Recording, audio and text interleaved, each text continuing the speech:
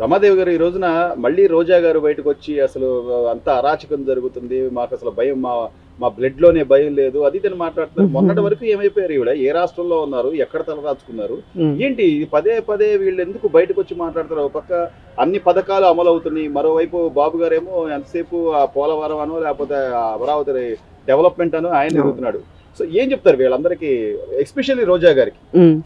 ఇప్పుడు ఇన్ని రోజుల నుంచి వీళ్ళు పదవులు అనుభవించి ఒక గత 5 ఏళ్లుగా ఎంతో లబ్ధి పొంది రాష్ట్రాన్ని పందికొక్కుల్లాగా దోచుకు తిని ఇప్పుడు పదవులు అధికారాలు లేకపోయేదలికి ఒక్కొక్కరికి పిచ్చెక్కిపోయి ఈ రోజున బయటకు వచ్చి వాళ్ళకి ఏం మాట్లాడాలో కూడా చేతకాక ఏం మాట్లాడాలో కూడా తెలియక చంద్రబాబు నాయుడు గారి మీద అంటానికి ఏమీ లేక అన్ని కల్పించుకుని ఈ రోజున బయటకు వచ్చి ప్రగల్భాలు మళ్ళీ వాళ్ళ కేడర్ని అట్టి పెట్టుకోవడానికి పోకుండా మళ్ళీ వేరే పార్టీలోకి జంప్ అవ్వకుండా వాళ్ళకు ఒక భరోసా ఇవ్వడం కోసం అవాకులు చవాకులు పేలుతున్నారు ఈ రోజా లాంటి వాళ్ళు. ముఖ్యంగా ఈ రోజా నేను అంటుందండి, అసలుకి చంద్రబాబు నాయుడు గారు ఏమీ చేయకుండా సూపర్ 6 పథకాలు అమలు చేయకుండా కేవలం మా వైఎస్ఆర్ పార్టీ వాళ్ళకి ఇళ్ళకి గోడలు కట్టేస్తున్నారు, గోడలు కట్టకదంట రోడ్లు అంట, ఫస్ట్ రోడ్లు అని మళ్ళీ దాన్ని సవరించుకుందండి, గోడలు కట్టేస్తున్నారంట, వాళ్ళని కేసులు పెట్టేస్తున్నారంట ఊరికే. మరి అసలు జగన్ అన్న భయం లేదంట బ్లడ్లో అని ఏదో అవాకులు చవాకులు చెప్తుంది ఆవిడ ఉనికిని కాపాడుకునే మాటలు. ఇవాళ మేము అడుగుతున్నాము, అమ్మా తల్లి రోజా తల్లి, నువ్వు ఈ రోజున వచ్చి ప్రగల్భాలు చెప్తున్నావు, అధికారం పోయేదానికి ఏం మాట్లాడుతున్నావో కూడా తెలియకుండా నీ నోటుకు వచ్చినట్లుగా చంద్రబాబు నాయుడు గారిని దుమ్మెత్తిపోస్తే నువ్వేదో హీరోయిన్ లాగా ఒక ఇజాన్ని పెట్టుకుందామని నువ్వు అనుకుంటున్నావు. కానీ ఇవాళ జనం అయితే చాలా సంతోషంగా ఉండారు తల్లి. గడిచిన 8 నెలల నుంచి కూడా జనాలు ఈ రాష్ట్రం సస్యశ్యామలంగా నిత్యం కలకల్లాడుతా ఒక పక్కన రోడ్లు తారు రోడ్లు మరి త్రాచుపాములాగా ఎక్కడ చూసినా కూడా తారు రోడ్లు ఎక్కడికక్కడ నీట్గా వేస్తున్నారు. జనవరి నాటికి ఈ రోడ్ల మీద బరబరమంటూ వెహికల్స్ ఎక్కడికక్కడ ఊర్లు ఏ మూలకైనా సరే వెళ్ళిపోయేటట్టుగా రోడ్లు వేస్తున్నారు. ఎంత సంతోషంగానూ ఉండారు జనాలు. పండగ సంక్రాంతి ఒక దసరా కూడా కాదండి, ఇవాళ చంద్రబాబు నాయుడు గారు వస్తే ఒక పెద్ద మహా పండగలాగా ఉంది ఈ రాష్ట్రానికి. ఈ రోజాకి నీకు కళ్ళేమన్నా పోతే ఒక్కసారి వచ్చి జనాల్లోకి వచ్చి ప్రజల్లోకి వచ్చి ఊళ్ళల్లోకి వచ్చి చూస్తే నీకు ఆ రోడ్లు కనిపిస్తాయి. అలాగే సూపర్ 6 పథకాలు అమలు కాలేదంటున్నావు కదా, మరి వచ్చిన ఫస్ట్ తొలి సంతకమే 4,000 పెన్షన్ చేశారు చంద్రబాబు నాయుడు గారు. దానికి ఇంకా మరి ఇంకో 2,000 జోడించి చక్కగా ఆయన ఒక 3,000 జోడించి 7,000 ఫస్ట్ నెల ఇచ్చారు. ఫస్ట్ నెలలోనే పెన్షన్దారుల కళ్ళలో ఆనందం చూసాం. అలాగే మరి వికలాంగులు చూసుకుంటే నెల 6,000 రూపాయలు వాళ్ళ చేతుల్లో వాళ్ళ కుటుంబానికి సరిపడా ఆసరాగా ఎంతో మంచి పథకం. మరి ఇట్లాంటి పథకాలన్నీ అమలు చేసుకుంటూ ఓ పక్కన సంక్షేమాన్ని పరుగులు పెట్టిస్తూ చంద్రబాబు నాయుడు గారు ఒక పక్కన అభివృద్ధి, ఒక పక్కన అమరావతి కానీ పోలవరమే కానీ రాష్ట్రానికి ఒక మెయిన్ పాయింట్స్ రెవెన్యూని జనరేట్ చేయడానికి చాలా కీ పాయింట్స్ అవి.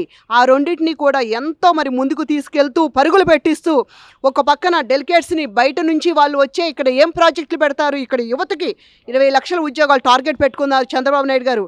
మీలాగా వచ్చిన వాళ్ళ దగ్గర కమిషన్లు బొక్కేసేసి ఈ రాష్ట్రం నుంచి వచ్చిన మరి పెద్ద పెద్ద కంపెనీలని ఎలగొట్టిచ్చేసిన నీచఘనత మీదైతే జగన్మోహన్ అయితే ఇవాళ చంద్రబాబు నాయుడు గారు మరి వాళ్ళని కాళ్ళ వేళ బతిమాలుకుని బామాలుకుని వాళ్ళ రిక్వెస్టులు చేసుకుని వాళ్ళ తనయుడు లోకేష్ గాని ఇద్దరు కలిసి ఇవాళ 2 కళ్ళులాగా ఈ రాష్ట్రానికి ఒక పక్కన మరి ఎటువంటి ప్రాజెక్టులు తెస్తున్నారు. నిన్న కాక మొన్న మరి డైకాన్ ఏసీ అవుట్పుట్ యూనిట్స్ని మరి 1000 కోట్లు ఏమో తీసుకొచ్చి అది కూడా మరి వచ్చిందంటే ఈ రాష్ట్రంలో అసలు ఎలా ఉందండి? ఈ యువతకి నిజంగా చదువుకుని బయటకు వచ్చిన వాళ్ళకి మంచి కాలం వచ్చిందండి.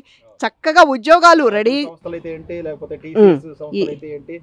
వైజాగ్ లో అయితే ఆయన కొబ్బరికాయ కూడా కొడతా అని చెప్పి శపథం చేశాడు లోకేష్ గారు. చాలా పెద్ద కంపెనీలను తీసుకొస్తున్నారు. ఈ రాష్ట్రంలో యువత చదువుకుని బయటకు వచ్చిన వాళ్ళు సస్యశ్యామలంగా ఈ రోజు రాగానే ఉద్యోగానికి వాళ్ళకి ఉపాధికి అవకాశాలు మెరుగుపడ్డాయి. అంతకుముందు అయితే ప్రతి ఒక్కరు హైదరాబాద్ వెళ్ళిపోయేవాళ్ళండి, ఇక్కడ ఉద్యోగాలు లేవు. హైదరాబాద్లో అయితే అసలుకి కుప్పలుగా ఆంధ్రులు అందరూ వెళ్ళి అక్కడ ఉద్యోగాలు లేక ఇక్కడ నుంచి తల్లిదండ్రులు పంపించుకుంటే ఆ రూపాయితో కూడా ఇబ్బందులు పెడుతూ వాళ్ళు అక్కడ కూడా మరి అటు ఇటు రాలేక వచ్చేదానికి మరి 800 పెట్టి రాలేక అంత ఇబ్బందులు పడుతూ ఈ రాష్ట్రంలో యువత ఎన్నో బాధలు పడ్డారు. వాళ్ళ తల్లిదండ్రులు కూడా ఎంతో ఇబ్బందులు పడ్డారు. అట్లాంటిది ఈ రోజున 20 లక్షల ఉద్యోగాలకి వీళ్ళు పునాదులేసి పెద్ద పెద్ద కంపెనీలు తీసుకొస్తున్నారు. చూడండి, అదమ్మ అభివృద్ధి అంటే. జగన్మోహన్ రెడ్డి లాగా కంపెనీల దగ్గర కమిషన్లు బొక్కి ఉండ కంపెనీలను పారదోలి పిల్లలకి యువతకి గంజాయిలు అలవాటు చేసి వాళ్ళని బ్లేడ్ బ్యాచ్ లాగా తయారు చేసి రాష్ట్రంలో ఉగ్రవాదుల్ని తీవ్రవాదుల్ని మరి గంజాయి బ్యాచ్ని బ్లేడ్ బ్యాచ్ని తయారు చేసిన ఘనత మీది రోజా.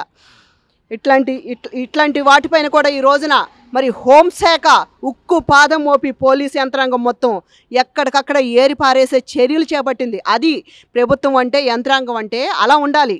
అంతేగాని మనిషిని చంపేసి డోర్ డెలివరీ చేసి మరి వాళ్ళకి ఎమ్మెల్సీలు ఇస్తారు.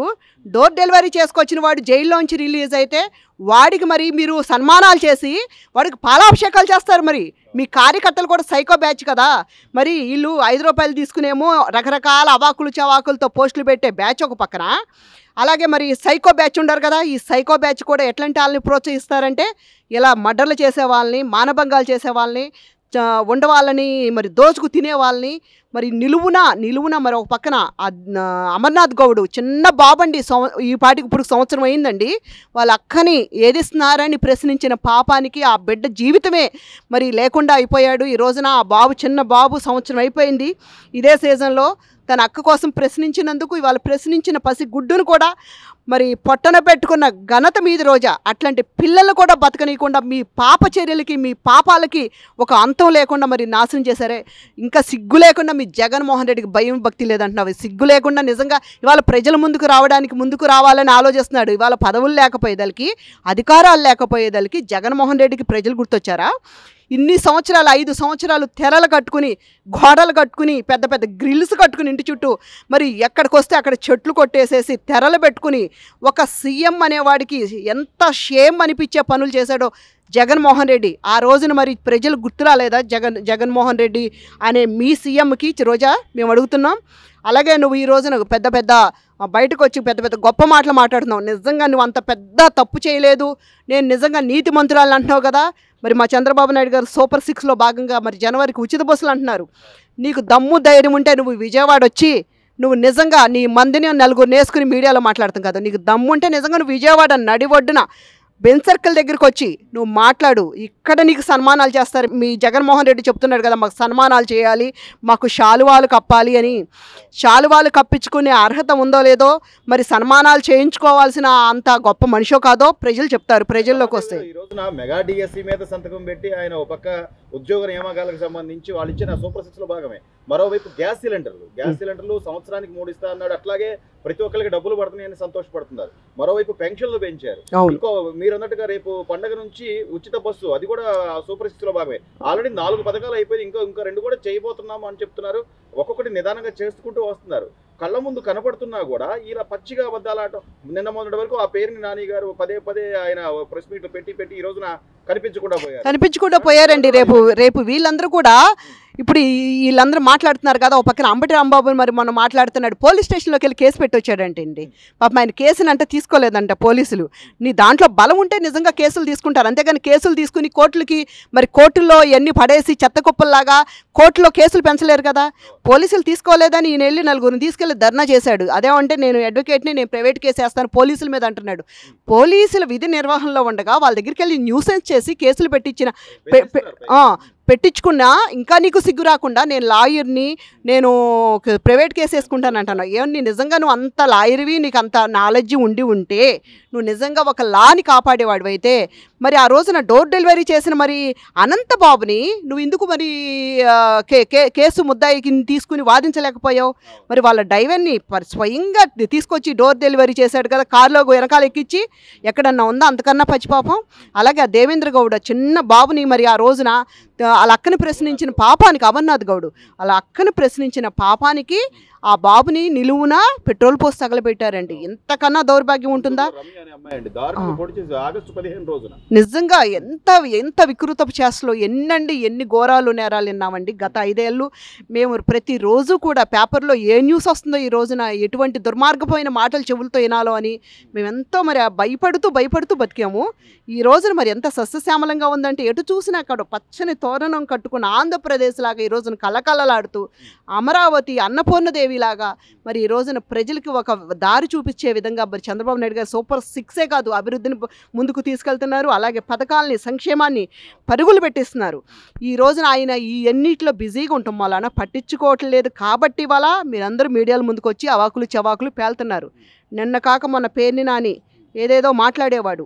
ఈ రోజున మరి ఆయన స్వయాన ఆయన గోడౌన్లో బియ్యమే పోయినాయి అని చెప్పి, ఇవాళ ఇవన్నీ రేషన్ బియ్యం పోయినాయి అని చెప్పి ఇవన్నీ బయటికి వచ్చినాయి. ఈ రోజున మరి ఎక్కడ దాక్కున్నాడో బూచాడు అన్నట్టుగా పేర్ని నాని అడ్రస్ లేడమ్మా ఆయన సతీమణి కానీ. నీకేమన్నా మరి తెలిస్తే నిజంగా అంబటి రాంబాబు మరి ఇలాంటి వాళ్ళ మీద ఏమైనా కేసులు వేయరాదు, ప్రైవేట్ కేసులు వేయరాదు నిజంగా?